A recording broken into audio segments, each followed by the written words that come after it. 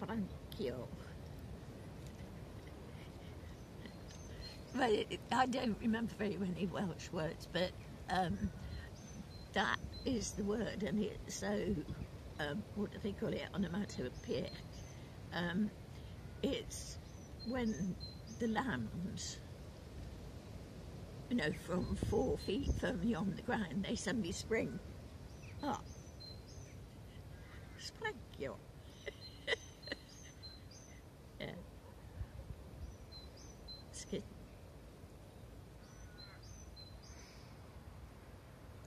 And then there's clonk. Gossip. Clonk, yeah. Gossip has got a really bad name, but I think it makes the world go round. Probably. And, yeah. And obviously, in gossiping, you have to be aware of how kind you can be to people. Yeah. Well, one of the major reasons for moving here was that my daughter was really young, 5 or 6 or 7, and I wanted her to be absolutely safe within whatever within this specific environment, and that she would trust the people around her and be able to move into the landscape. Well, would just be able to go out all day, and I would feel that there was no threat to her, or she would feel perfectly safe in doing that.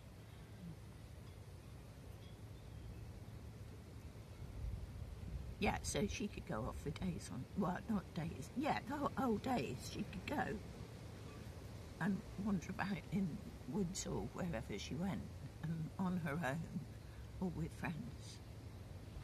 And now, as an adult, she really values that time. Yeah, and there are woods around here where you know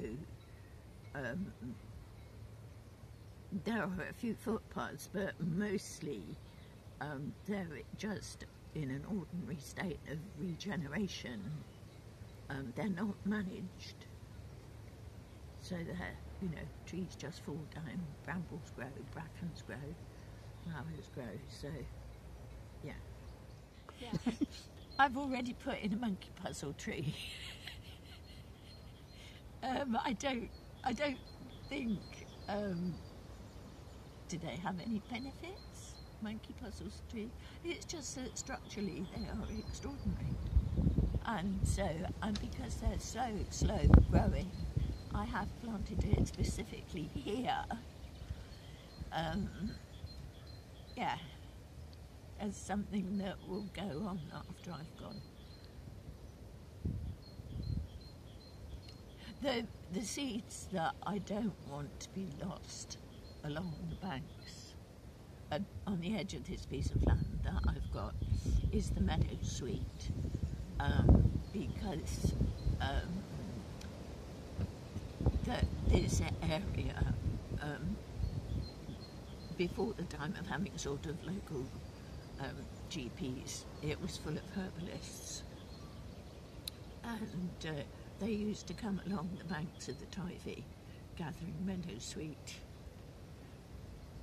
well-known cure all for tummy aches, and it is very prolific and beautiful. I have to dry it down, not completely destroy it all. Yeah. I don't know if it has any particular properties, but there's it's called Wild Rocket, which has a white flower, and so I think it's one of those that is very good for moths at night. It's and there are areas where it grows wild on roadside here, but it used to grow. I had some growing here, but I want to start it up again, get it to come back. Yeah, and it just goes on. It's cropped off now. Herbaceous.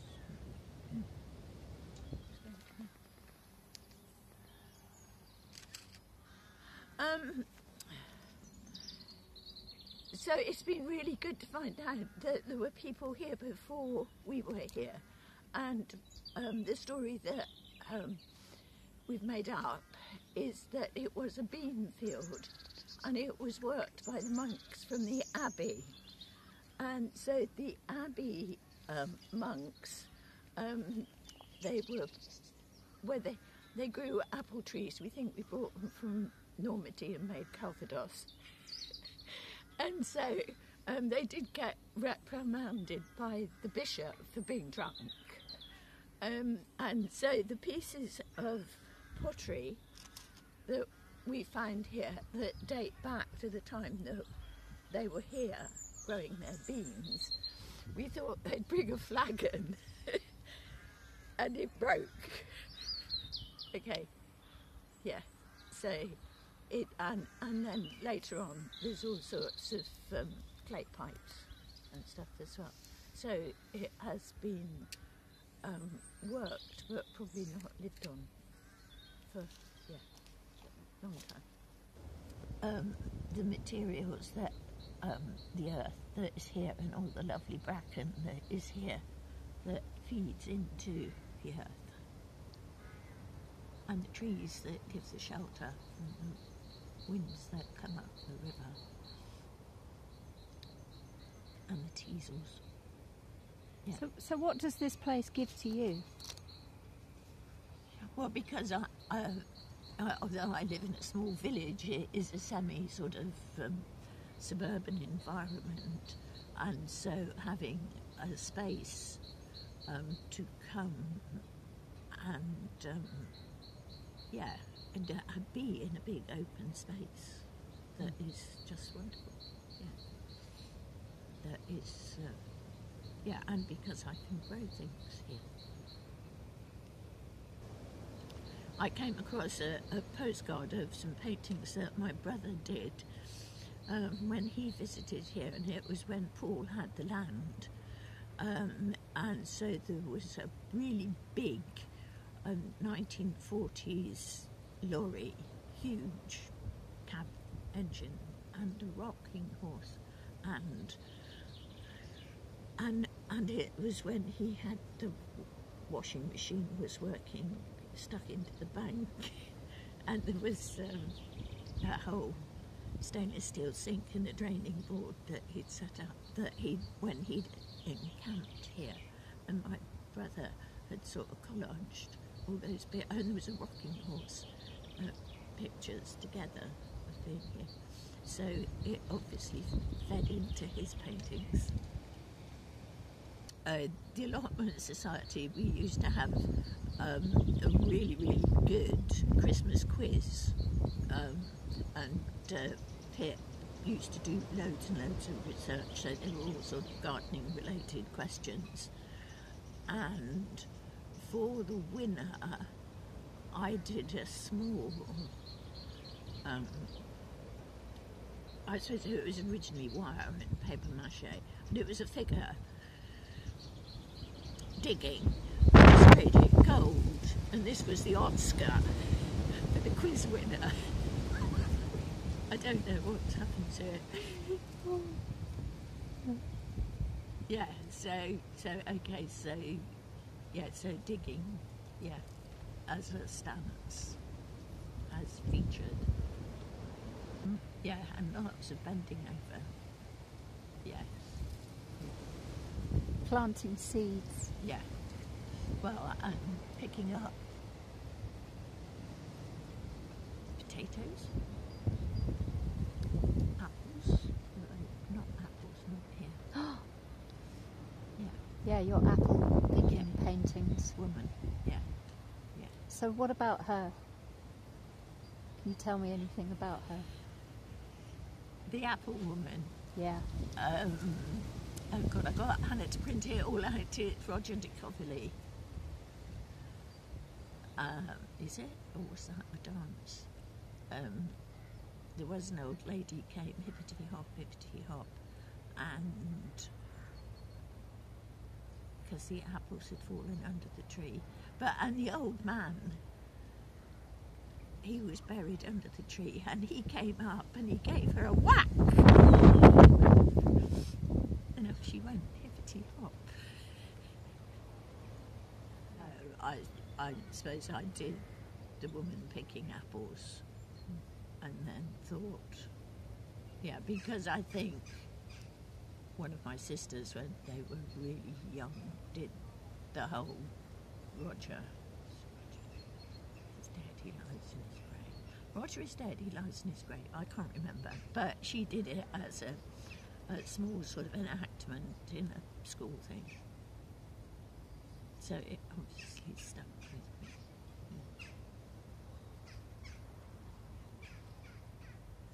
Yeah. It's not got anything to do with Pembrokeshire specifically, but maybe it's universal, picking things up from the ground that we've grown. Well, there's places on the hills that I like to be for the solitude and the quietness, and also the coast, and yeah, it's very enriching being out and about in Pembrokeshire.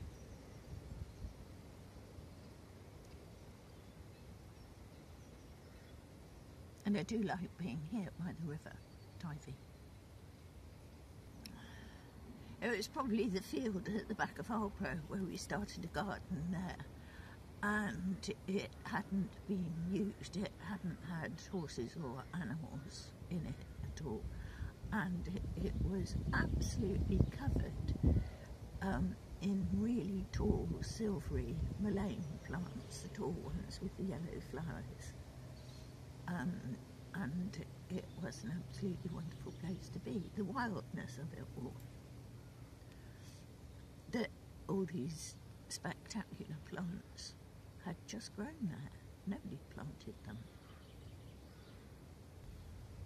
Well, they would have self-seeded and just gone on in the whole of the field, but then people brought horses in, but we just had a small part of it as a garden, so yeah.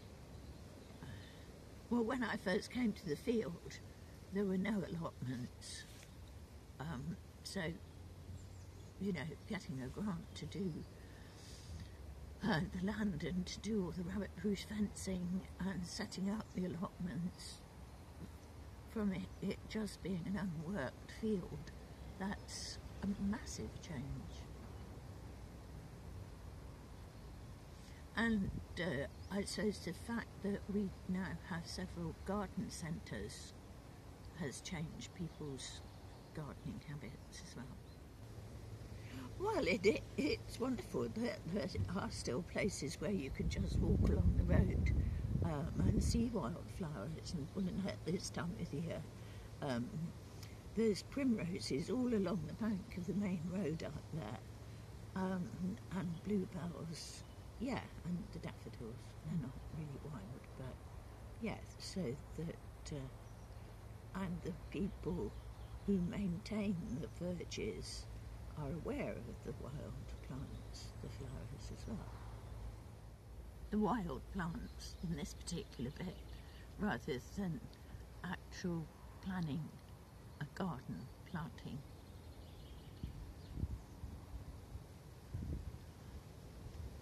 A lot of bracken.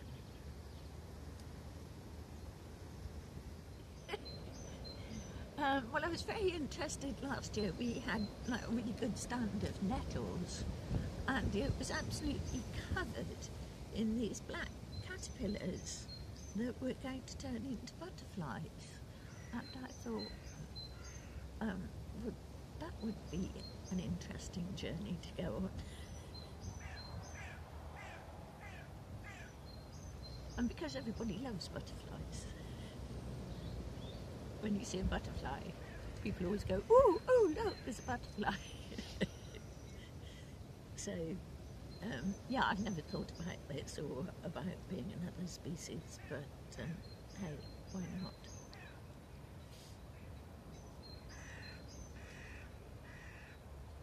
Yeah, and they're always a surprise, or unexpected. Yeah, well, I think it's very fragile, you know, being a sort of caterpillar where you might get eaten, but I suppose you're completely unaware of any of that. So you just go on being a caterpillar and then you become a flight master and spread your wings.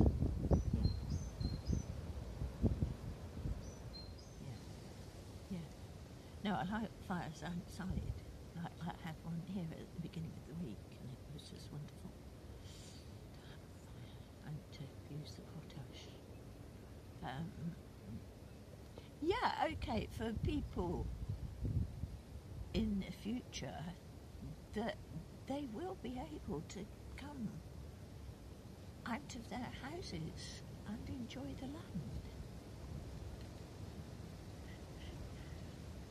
Yeah, and you know, they can have a fire outside, and they'll be free to roam about, and yeah, that they will go on, yeah, having not a sort of constricted duty, but it will be part of their natural life, just to walk out and be in the woods or to be in the hills.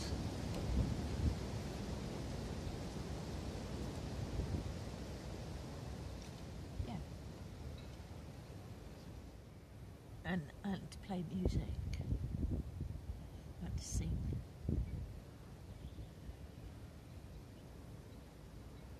They're really handy for cooking Christmas puddings on as well, when you don't want it to get all steamy inside. You have a little fire outside and you could just cook your Christmas pudding, because it needs about 4 hours to re-steam it and eat it all the way through. And so, yeah. So have you done that? Yeah. And the ground was white, frosty. And I think I've actually got a photograph of Hannah and Caroline tending this fire on Christmas Day. Because it was just I had a tiny kitchen, so it couldn't, yeah, so they were very happy to be doing the fire. Yeah.